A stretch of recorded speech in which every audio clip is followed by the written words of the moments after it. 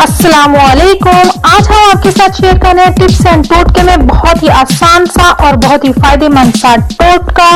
चलें जी, टोटके की तरफ जाने से पहले हमारे चैनल को कर दें जल्दी से सब्सक्राइब और साथ ही साथ बेल आइकॉन को कर दें प्रेस ताकि आपको नोटिफिकेशन मिल सके। आज मैं आपके साथ शेयर कर रही हूँ बहुत ही ज्यादा फायदेमंद सा टोटका ये है कि जी हम जब भी चाय के डालते हैं थर्मास में तो हमारे थर्मस में से या थर्मास में से स्मेल आने लग जाती है। रोज जब हम इसका इस्तेमाल करते हैं और अच्छी तरह से उसे वॉश नहीं कर पाते तो आपको वो बदबू दूर करने के लिए मैं बहुत ही आसान सा आपके साथ टिप शेयर करूंगी। आपने करना ये है कि उसको धोने से पहले पानी में सिरका शामिल करना है और उससे उसे अच्छी तरह से धो लेना है।